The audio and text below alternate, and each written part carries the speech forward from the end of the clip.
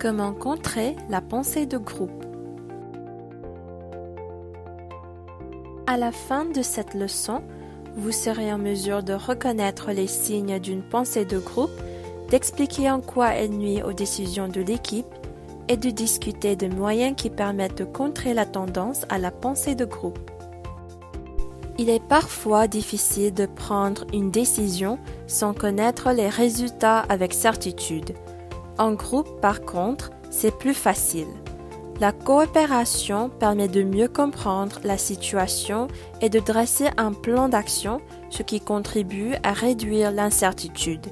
C'est toutefois un processus complexe qui risque de mal tourner si le groupe tombe dans le piège de la pensée de groupe. Pour contrer la pensée de groupe, il faut d'abord connaître les facteurs qui y sont favorables et employer les bons moyens pour les éviter. Premier facteur, le manque de diversité, typique d'une équipe très cohésive. Si les membres de l'équipe se ressemblent à plusieurs égards, ils auront vraisemblablement tendance à trouver que les idées de l'un ou de l'autre conviennent tout à fait. S'il paraît rassurant de s'entourer de personnes qui voient les choses comme nous et ont le même parcours que nous, il est pourtant plus avantageux pour l'équipe de mélanger des points de vue, des expériences et des expertises multiples.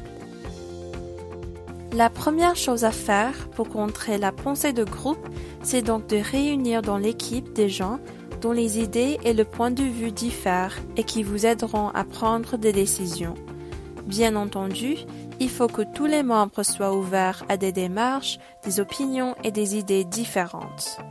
Il faut aussi qu'au cours des discussions, tous les membres puissent poser des questions, expliquer leur point de vue et formuler une opinion.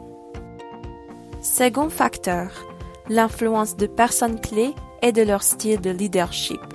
Si l'un des membres de l'équipe est un leader charismatique très influent, les autres risquent d'être influencés par ses suggestions, de se polariser autour de cette personne, de lui faire confiance et d'accepter ses idées sans évaluer ses suggestions d'un œil critique.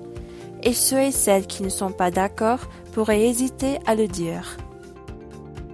Un autre moyen de contrer la pensée de groupe est de veiller à ce que les leaders, les spécialistes et toute autre personne d'influence laissent les autres s'exprimer avant de faire part de leur propre opinion ou position.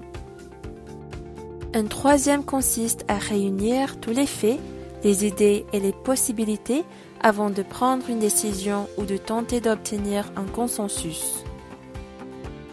Personne ne doit faire pression sur les autres au moment de prendre une décision. Suggestion productive. Attribuer à tous les membres à tour de rôle la fonction d'avocate ou d'avocat du diable. Autrement dit, à chaque étape de la décision, un membre de l'équipe remet en question les idées présentées. Attention, cet exercice doit se faire dans une intention productive, de manière constructive et dans le respect des autres.